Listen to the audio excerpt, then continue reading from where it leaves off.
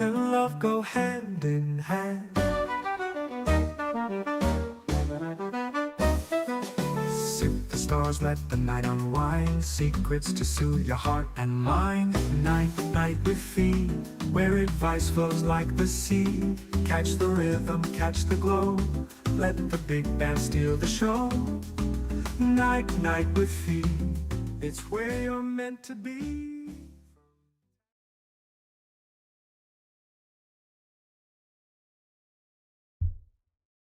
Welcome to another Night with Phee right here on the Phee Smee Network. I do appreciate you guys tuning in tonight as we are now looking forward to an Arctic blast throughout most of the United States of America, especially the South, as you can see that it's going to be very, very cold here in the next few days.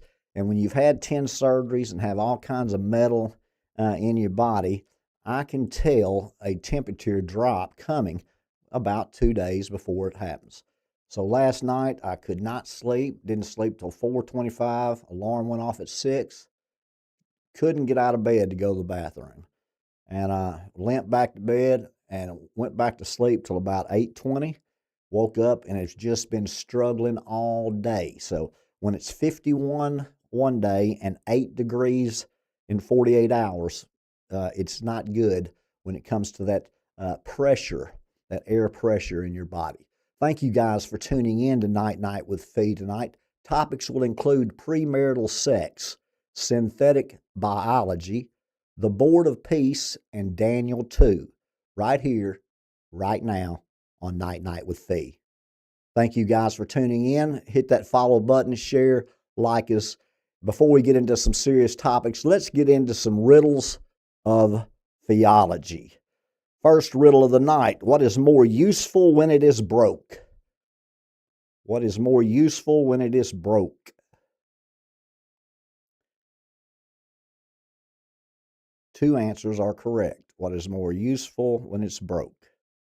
Number one, an egg. Number two, the glass that is between you and the fire extinguisher. Second riddle of theology: a cowboy rode into town on Friday. He stayed for 3 nights and rode out on Friday. How is this possible?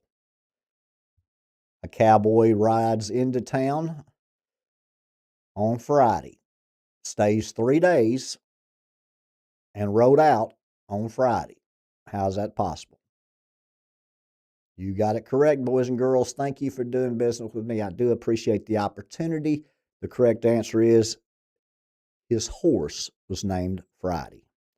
And last riddle of theology for tonight: what is full of holes but still holds water? What is full of holes but still holds water? Tick, tick, tick, tick, tick, tick, tick, tick, tick. You have the correct answer. It is a sponge. That is correct.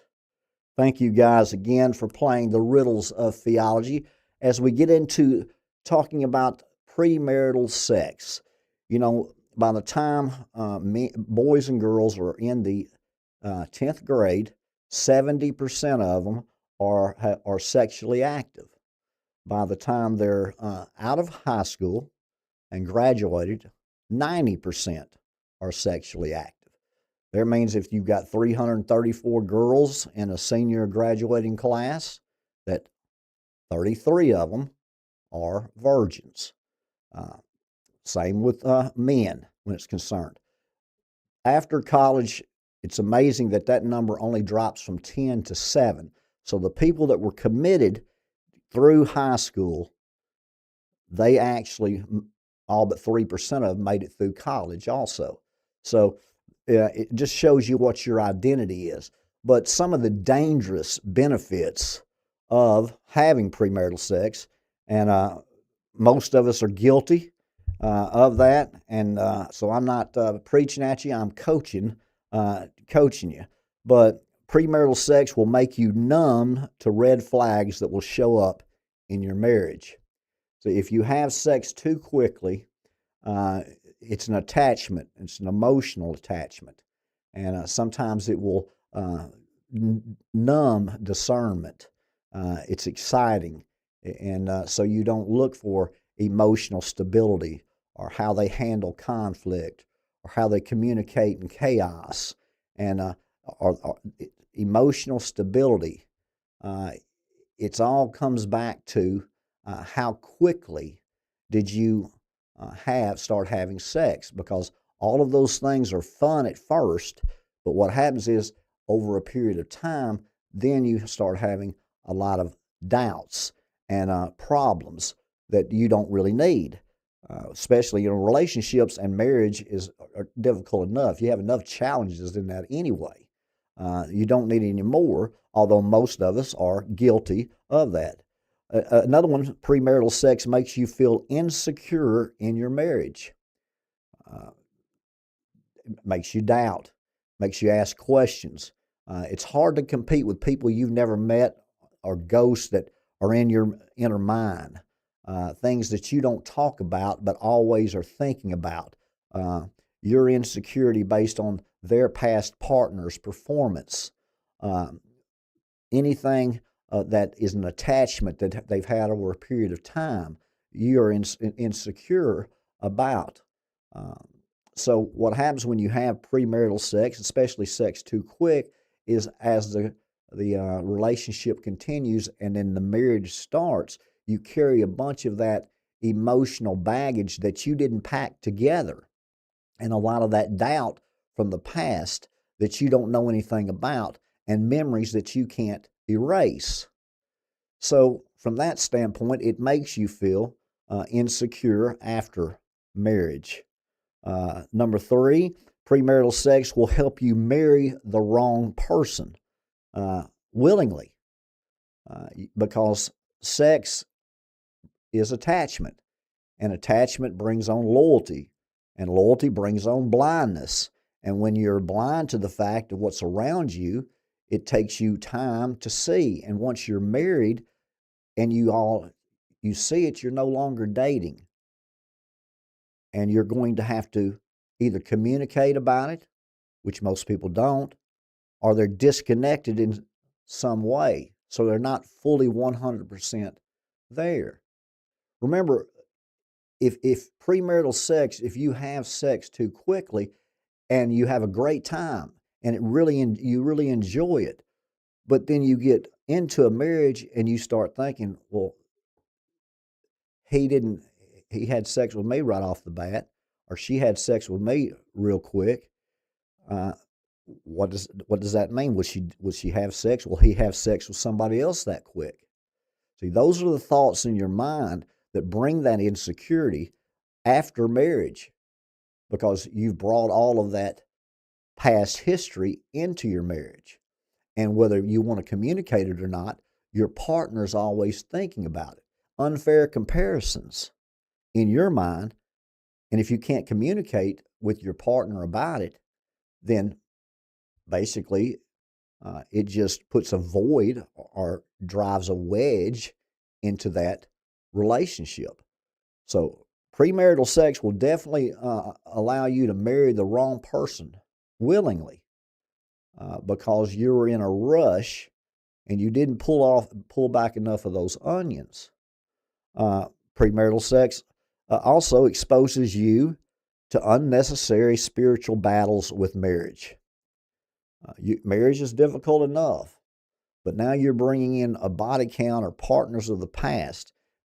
Psychological studies have showed it takes up to 8 years for a couple or a connection to detach 100%. So if you're having a lot of sex in your 18, 20, 25, and then you get married at 30, all of those things that you did, you just didn't get away with it. It's biology. And so once you connect there, you're going to see from a cellular level that there is an imprint there.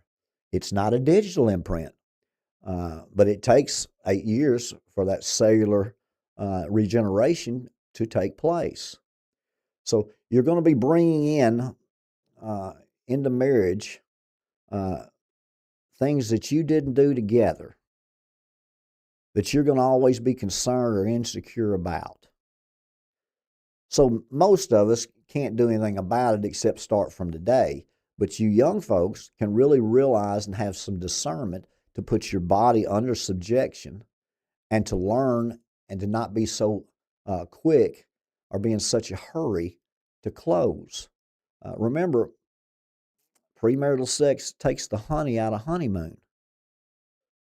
Uh, when everything's already been explored and there's no mystery left, then that weakens attraction quicker. It diminishes it. And that's why marriages and people that live together before marriage divorce almost twice as much as the other folks because they think it makes sense. Hey, we're going to live together. We're going to see if we're compatible. We're going to see if everything works out. And if it does, we'll get married. And almost you'll find that statistic bothers me. There's three statistics that I've learned during this journey that really bothers me. Number one, that we just got through talking about it. I don't understand how, when you start talking about marriage in itself, that people living together get divorced after they get married more than folks that don't. That was surprising. Married people masturbate more than single people. That surprised me. And there was another one that I'm not thinking about now that really, really surprised me too. When it comes to human relationships, I'd been out of that game for 12, 15 years, but now I've been back in it 3 years, and those really concern me. Those stats. The other one, of course, was the 50% of women 18 to 24 don't want to have babies or get pregnant. That is a cultural shift that I figured it'd be 30%, 28%. I knew it was outlandish, but 50, I think, is just very crazy. So those are some of the dangerous benefits that you guys will receive from having premarital sex. It's supposed to be, instead of something that is already known or something that is expected or familiar, it's something that should be not new and cherished. But it's new and cherished in the first couple of months, and then after marriage, it's just a struggle to stay connected and to move forward and on the journey of life together. So slow down, take your time, and it's in a sinful world, you're going to have all kinds of temptations, and you're going to fail some. When that happens, you're going to have to repent. You're going to have to turn around. You're going to have to go a different direction and put your body under subjection. And it's not going to be easy, especially the older you get, because if you're in your 40s, 50s, or 60s, you can't do anything about what they did in their teens, 20s, 30s, 40s, 50s. Yesterday's gone forever. Tomorrow is yet to be. So you've got to live in the present. You've got to be an active listener. But if you're numb to discernment and you've got your mind on a physical activity rather than a long-term compatibility, then you'll find that in most cases, 55% in the United States now end in divorce. So those are things that we need to be thinking about, especially young people, especially in a dating culture these days. Once you're not a virgin, it's certainly easy to have sex another time, especially as you get older. If you've been divorced, you have children, you don't have a lot of time for romance and learning and studying and getting to know each other. You've got the kids every other weekend, so you've got 2 weekends a month to go out. And you plan to make that an exciting time for you because you've been wore out taking care of the kids, taking care of your job, taking care of the home, and all of your responsibilities. And a lot of people go out on a Friday night for a specific reason. And by the time they go back to work Monday, they're that same person. But when it comes to that Friday night, Saturday, and that Sunday, they're not. They're a different person. And familiarity, I've told people, it will always dilute greatness. People around Jesus, what do they think? Well, that's Mary and Joseph's boy. Well, he's a carpenter. He's not the Messiah. You know, if my boy Sir Isaac Newton lived 2 doors down from me, and I said, "Hey, what's up, Isaac?" See, and they said, "Well, he's a world-renowned scientist. He's invented so many things." I said, "No, that's Isaac. He just lives 2 streets up from me. He's kind of an introvert, stays in a lot." So familiarity dilutes greatness, and premarital sex dilutes intimacy. Remember, it's more than just physical. It's emotional, it's psychological, and it's spiritual. And when you wrap all those together and you understand that your body's a temple, and if you're a child of God, that the Holy Spirit lives within you. If we had that type of discernment rather than getting excited and getting happy and getting after it, we'd be much better off in the long run when it comes to marriage and discernment and compatibility. I do appreciate you guys tuning in tonight. Hit that follow button, as now we will turn our attention to those crazies in Switzerland, the United Nations, as they continue with their verbiage and their words that people just can't figure out how mad scientists, criminals, corrupt, satanic these folks are. So they're introducing the synthetic biology, you see, from the United Nations. Their verbiage was the spirit of dialogue. And in their spirit of dialogue, they've introduced the 2026 greatest fear. Not World War. The UN's greatest fear? Misinformation and disinformation. As they are now rolling out their plan. You want me to tell you what that plan is called? It is called the Brain Economy Insights Report. That's right. They're rolling out a little plan there, and it's called, again, because it tickles me how they call it, the Brain Economy Insights Report. Now, this isn't about health. They're going to tell you it's all about health. They're going to roll out a digital ID, and that's going to have your health records and your vaccination records on it. And it's also going to have your social credit score. And what you're going to find is that ID that you have is the step one for this brain insights economy report.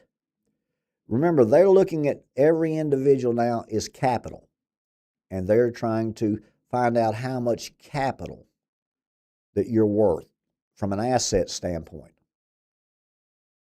They're going to value you as capital. They're going to treat you as capital. And with your digital ID, then they're going to introduce your Neuralinks or your interface. And once they do the old brain economy insights report, they will combine AI with quantum with the body to create a new human organism that's consciousness is controlled from a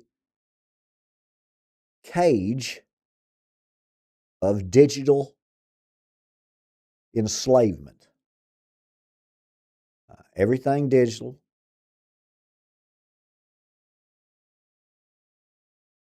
You can't buy or sell. You can't exist. Say anything negative, give them any bad information. They're worried about people waking up to the fact that this is what they're trying to do. So their greatest fear is not World War. Their greatest fear is misinformation and disinformation. And that's why you see the UK right now limiting free speech on the internet, and people are being arrested. Now, our president just went into Switzerland and just ate their lunch. And they don't like that. See, you started today out as all of NATO and Europe is going to be at war with the United States sending troops over to Greenland because they were unhappy. And then they went with the tariffs. And then before the day was over with, the tariffs weren't going to go into effect, and the framework for the purchase of Greenland, or the agreement that lasts forever on Greenland, is imminent. Now, in a 24-hour news cycle, I would think you would think that's a little quick for that framework to go from possible war and tariffs to the framework of an agreement, all within a matter of hours. So, would you not think that these people already had the framework before he got there? Because our president is forming his own board of peace, and he's going to compete with the United Nations. And he sent out 50 invitations, and 35 people have already agreed. This upsets the United Nations, as I've told you for 7 months on the air, that the United Nations and the United States will be separating and dissolving and will be in conflict in the last 3.5 years on this earth. You're seeing that now transpiring with this board of peace. There will never be any peace in the Middle East. Just like people say, well, what if Israel gets bombed off the map? Well, if Israel gets bombed off the map, you've got a little more time, because my Lord's going to come back to a third temple after it's been built, and an Antichrist has stood in that temple, stopping the daily sacrifices and proclaiming himself as God, as the head of the United Nations, one world government.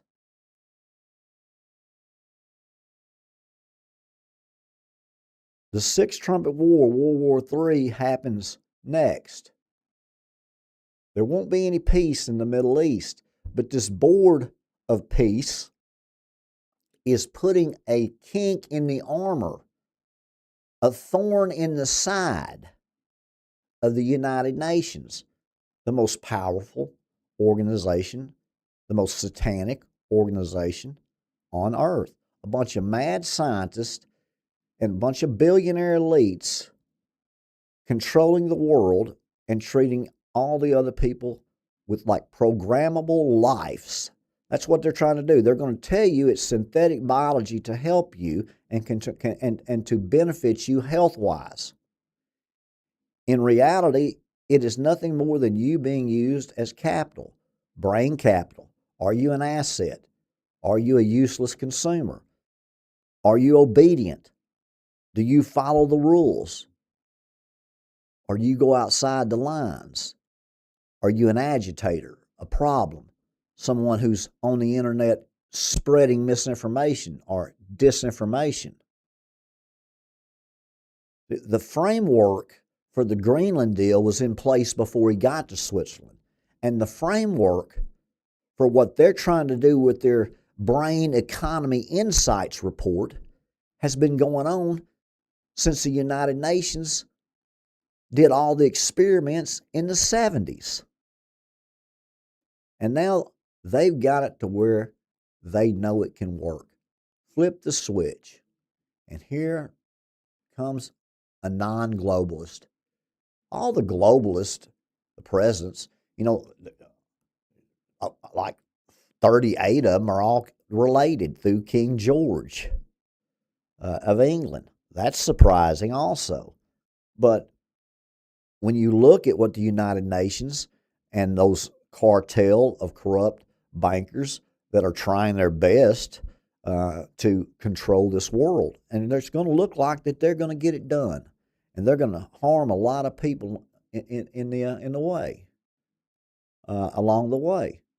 But my Lord anointed our President Donald Trump for this, right? What he's doing right now. And before it's over, you're going to see the United States from Greenland all the way down. And people aren't going to believe it, but it's going to include Canada and Mexico. You don't fight the whole world without taking territory. That's why I told you months ago that we would be on the expanding.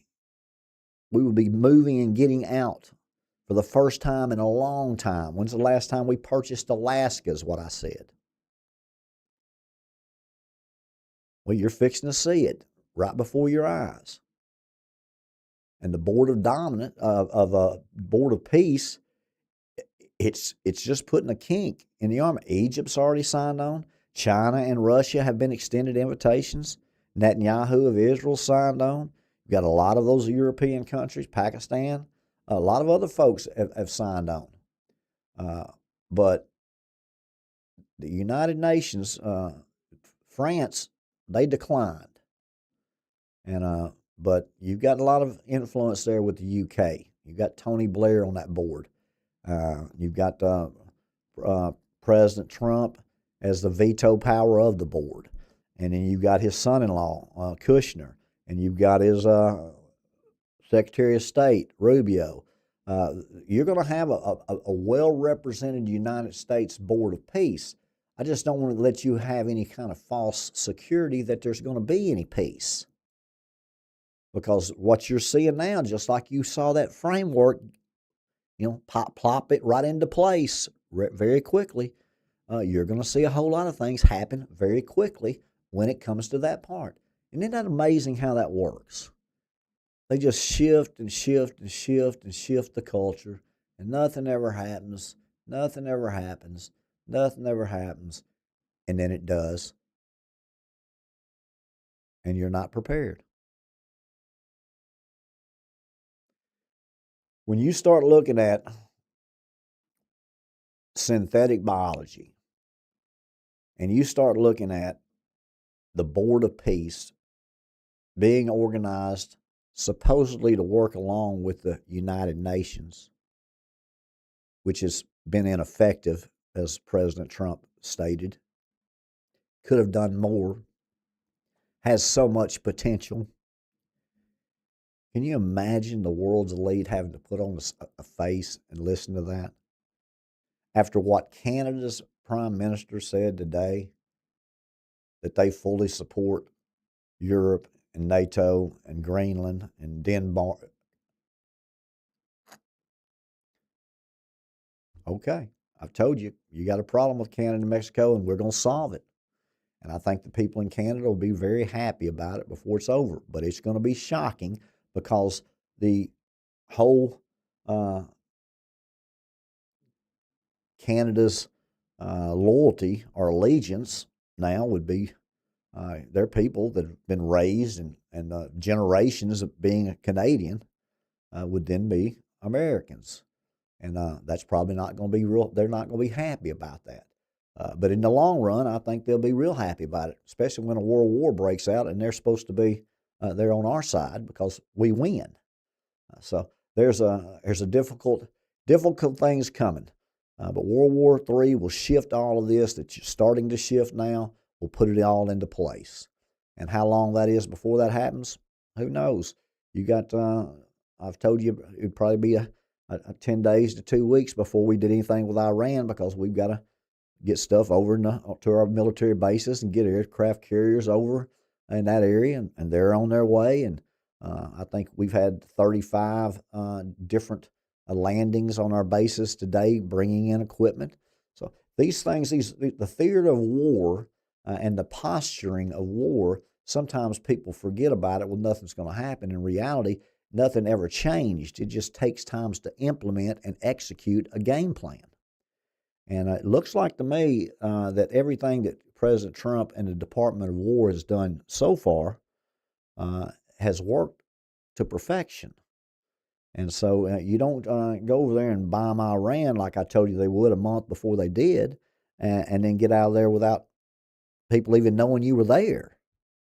And what they did in Venezuela is they just introduced a bioweapon.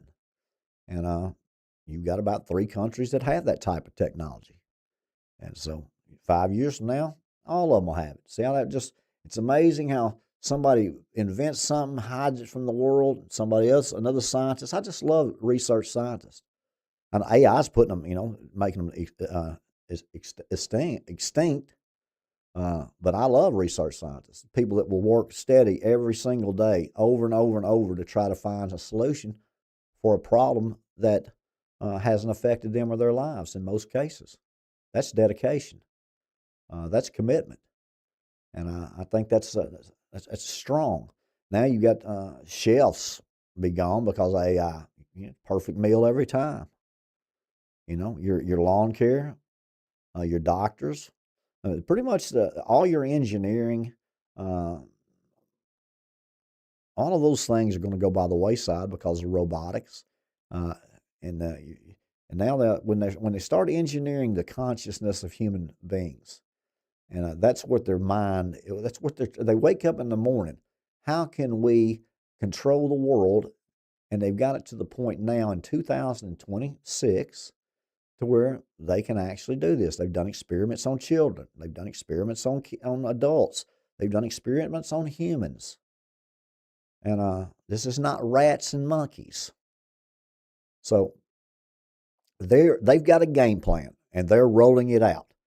And when you start talking about a Brains Economy Insight Report and the spirit of dialogue, I mean, can you see how ambiguous and how those words together don't make sense? That they're going to put you in a digital cage and turning you into digital currency.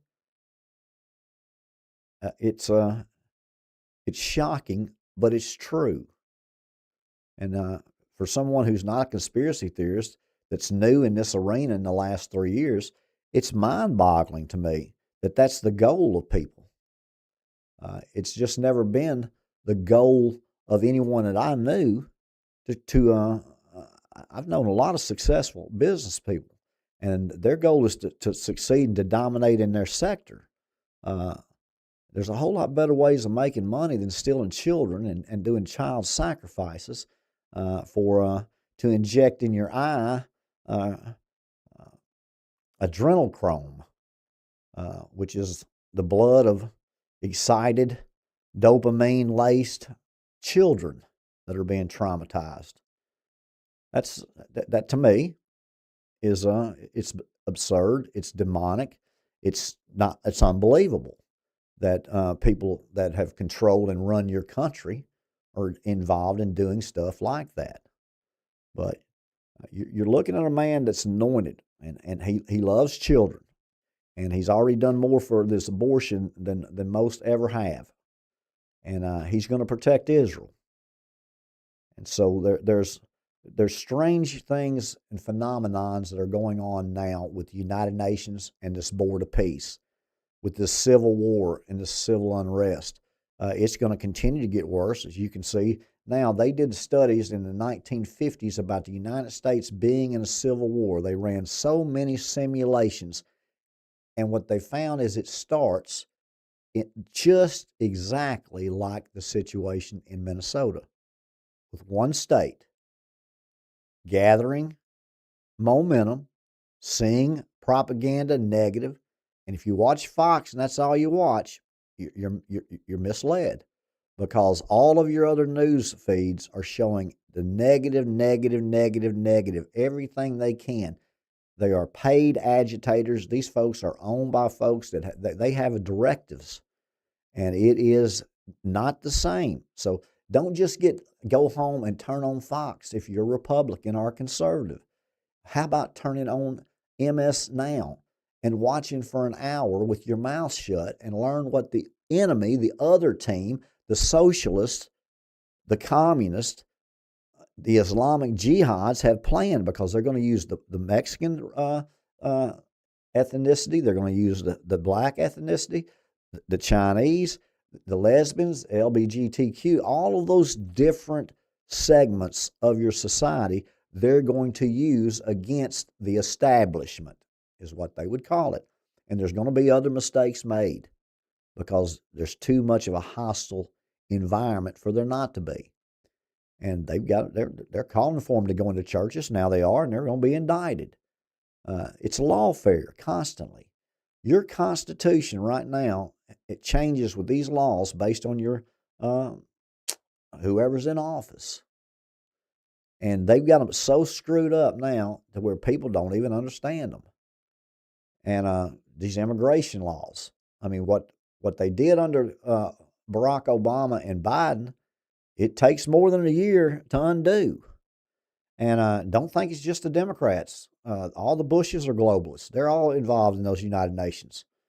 So you can go all the way back to Roosevelt when it comes to that. But Trump, he is America first. He was anointed with his arrogance, with his cockiness, whatever you want to say about him, his bravado, bravado, whatever you want to say about him. He's anointed for this time to get those chess pieces out on the board and to move them and to be ready. What other president have we had recently that would actually go out and be aggressive, get on the offensive, instead of working for the other side while lying to you? He has good intelligence. He knows what's going to go on in the United States. He knows what the United Nations is planning on doing. It's written in their bylaws. You can go to their website and read it. It's so crazy that when you put 300 of them in a room, they just talk openly with the cameras rolling. And when Bill Gates says that vaccinations will be successful in the helping of overpopulation, okay. That's not hard for me to understand. Jerry, good to see you again. I'm glad you're a consistent viewer, and I certainly appreciate you. I hope you're doing well, and I hope that you don't get too cold down in Florida. The Board of Peace isn't going to give a lot of peace, which I think is, when my Lord says, when they start saying peace and security, you need to start running. And now it's all about peace and security from both sides. So pay attention. Remember, you don't want to be nothing more than a brain capital to them. You don't want to be an asset to them, that they control your thoughts through a neural link interface that's supposed to be helpful for you and your body to allow you to live longer. How many people will sign up for that? How many people that don't have an arm or a leg? How many people who have brain damage, who are paralyzed? How many folks who have been in bad health with chronic illnesses caused by vaccinations, diet, water, food, everything that's poison that they've given us on purpose? A digital ID to a Neuralink interface to consciousness that they control from a digital cage, to where they can introduce and control your thoughts. Just sounds crazy, but the math and the science are there, and that's what they're trying to accomplish. In Daniel, I've told you guys that Daniel's a tough book because it's not in chronological order. But chapters 1 through 5 are in chronological order. So what you're seeing in Daniel 2 is that Nebuchadnezzar, the king, had a dream, not a vision, a dream of a statue. And the statue was made of gold, the head. And then it was silver with the breast and the arms. And then it was brass with the thighs and the lower torso. And then the legs were made of iron, and the feet were iron mingled with potter's clay.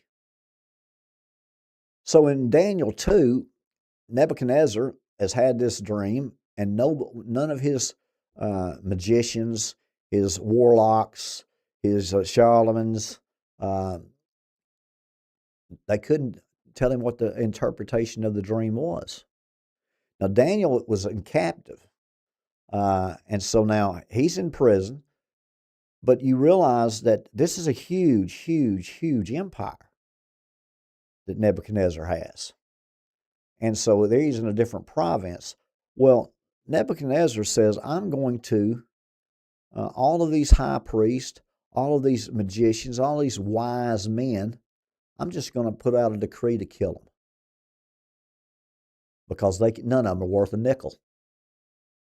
They can't tell me this interpretation. So I'm going to eliminate them. Well, one of the king's messengers, he went out to execute the king's decree, and Daniel asked him what was going on. He tells Daniel. Daniel says, hold off on that. Let me go home. Let me pray. Well, he goes to his house. He prays. He tells Hannah and Michael, and there's one more. We'll read it here in a minute. That he needs to pray to the God of Abraham, and he faces Jerusalem and he prays. Well, he wakes up and he goes and tells the guys, go tell the king that I will interpret the dream. So let's go to Daniel 2, and we'll see, because it's a long chapter. That's why I gave you a brief synopsis of it. And we will go through to start in Daniel 2.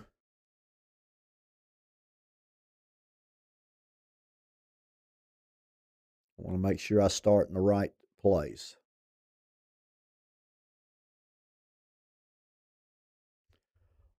Okay, we will start with Daniel 2, verse 26.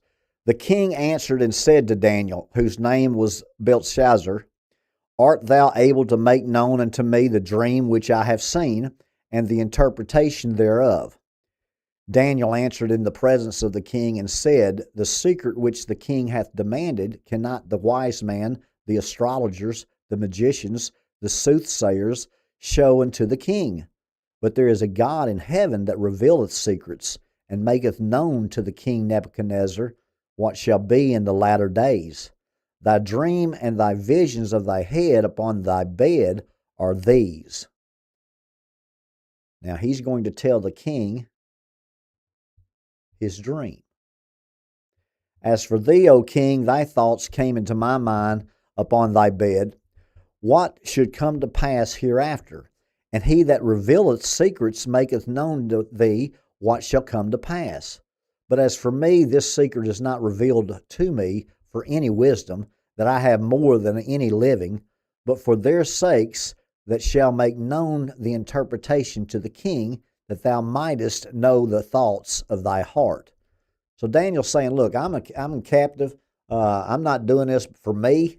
I'm doing this for all the folks you's fixing to kill, because they couldn't do it. Because you bring me my food, I'm fine, thank you. I have my provisions. That's a captive man that is content and has the power of my Lord, Almighty God, inside him, that reveals to him the dream and the interpretations. Thou, O king, sawest, and behold, a great image. This great image was brightness, was excellent, stood before thee, and the form thereof was terrible. This image head was of fine gold, his breast and his arms of silver, his belly and his thighs of brass, his legs of iron, his feet a part of iron and part of clay. Thou sawest till that a stone was cut out without hands, which smote the image upon his feet that were of iron and clay, and brake them into pieces. Then was the iron, the clay, the brass, the silver, and the gold broken into pieces together, and became like the chaff of a summer threshing floors, that the wind has carried away, and that no place was found for them. So now he's told Nebuchadnezzar, you got a statue. And he's fixing to tell Nebuchadnezzar what this statue means. And what it is, it's different kingdoms or empires that will be after him. So he's going to tell Nebuchadnezzar, hey, look, you're right now, you're the head of gold of the statue.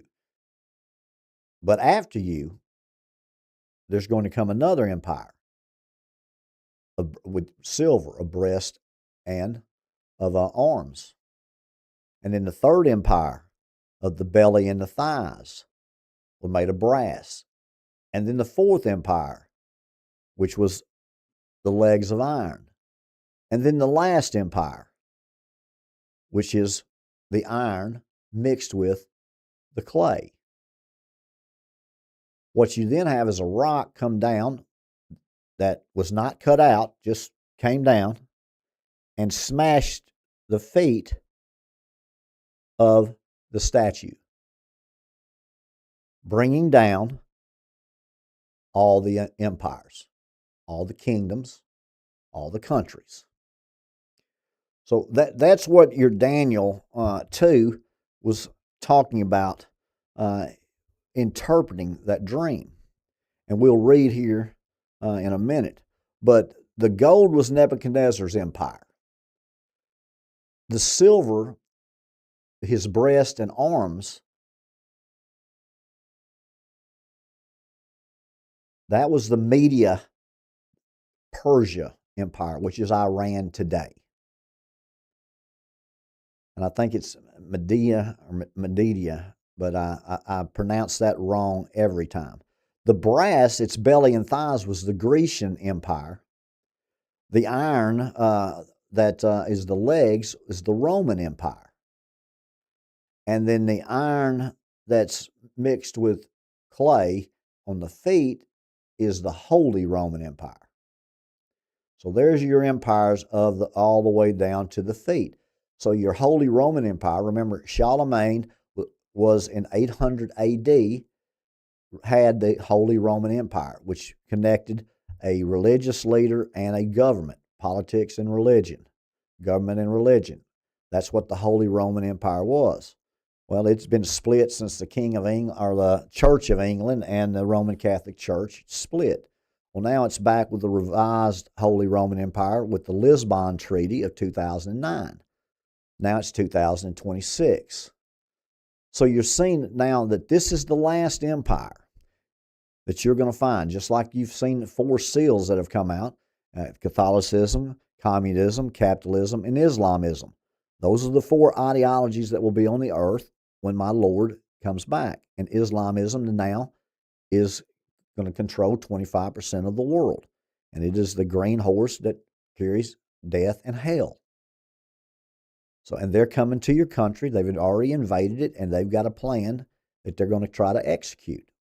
And we've got a president that people are going to be upset with and be unhappy with and continue to try to impeach. And they're going to try to come against him with all kinds of threats and problems. But the bottom line is he's anointed for this. He knows that if we don't do something about it, it's going to continue to get worse. And with what we've got going on in the world, we can't have this at home, and we've already got it. So how do we fix it? And we fix it with force, and people aren't going to like that. And when people say, well, you're going to invade another country, you're going to take over a territory, they don't like that. And even Americans don't like that. You'll have so much opposition.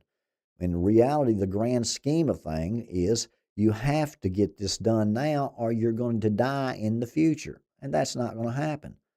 What's going to happen is the United States is going to be in position to win this whole thing with Israel as my Lord comes back at the Battle of Armageddon. And no, it's not going to happen anytime soon. So you've got 7 years from that temporary peace plan, 7-year temporary peace plan being signed, and you're nowhere near that being done as they start talking about Gaza again and doing a resort there and then expanding that board of peace outwardly until I'm sure the goal is to compete with the United Nations. Do you see the conflict coming? Do you see when you start talking about billionaire elites and secret societies and people that are in the synagogue of Satan and are worshiping Satan? Now it's all coming together to where you're going to have the United Nations after World War III fighting the United States, Israel, and Jordan. That's going to happen. There's no doubt. I don't care how long that they've spent in their biblical prophecy. I don't care how many classes or PhDs or masters they have in theology. They're wrong. My Lord gave me the vision for you to understand what's going to happen and to prepare for it. And that's what we're going to do here at the Phee Smee Network. I can assure you that you're going to stay ahead of the curve right here because all of those empires, from the gold of Nebuchadnezzar to the silver of the Media Persians to the brass, which was the Grecians, and to the Roman Empire of the legs of iron, and to the Holy Roman Empire that mixes that potter's clay with that iron. And when that rock comes down, that's Jesus. He's going to crumble, stomp those toes, and it's all the kingdoms are going to just crumble. He's the King of Kings and the Lord of Lords. And the most exciting part about this is he's coming back. My Lord's coming back, and he's coming back in your lifetime. And no, he's not coming back for a few years. You've got at least 7 years. And all this stuff tends to happen slowly. But you've got civil unrest and civil war that's going to continue in your country. And you've got a World War III that's brewing, and that will start out of the Iraq, Iran, Syria, Turkey region. So we've got things to do. Pay attention, stay ahead of the curve, and get out of your mindset where this is crazy, this isn't going to happen, this is nonsense. Because while you're working and supporting your family and loving your kids and going to your activities, these people are planning and have been planning and are executing a wonderful plan for them and a terrible plan for you. As you line up and take vaccinations that will replicate in your body and that will help them control, hooking your mind up to a quantum AI synthetic biology center.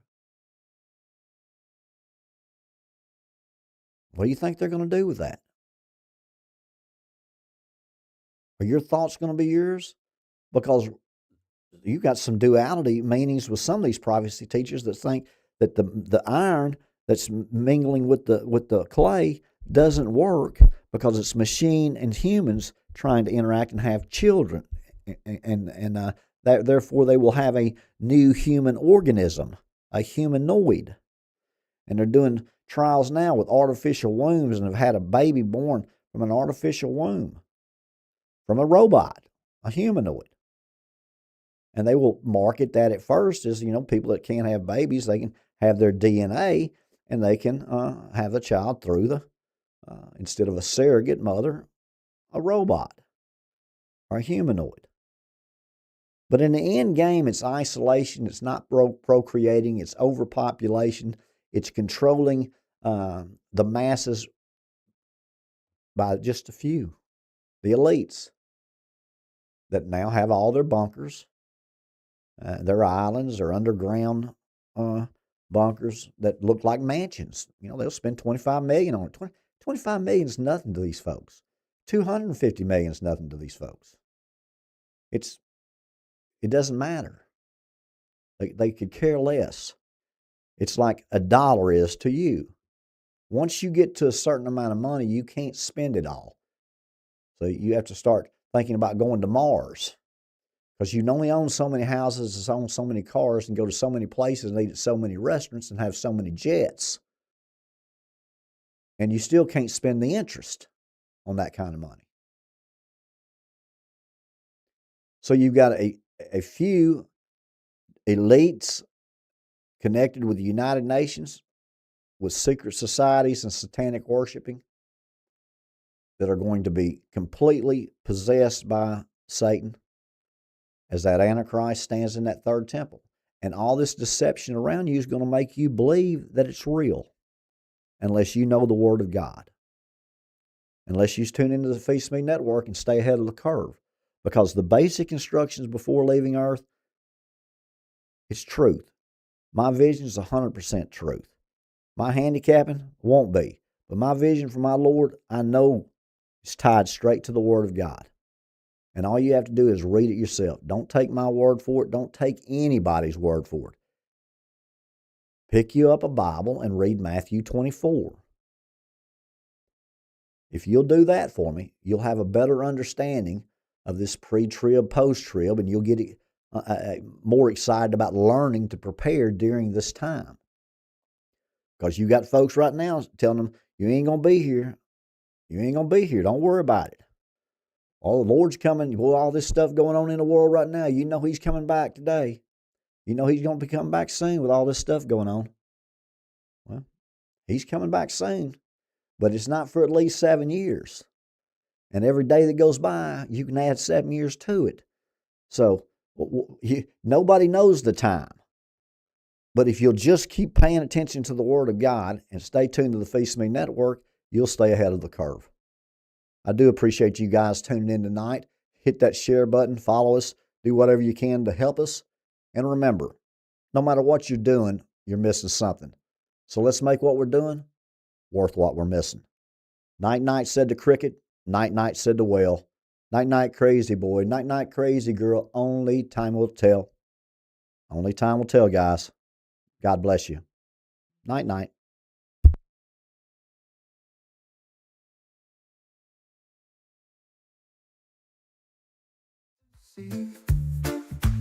Night night with Phee, where the answers might be.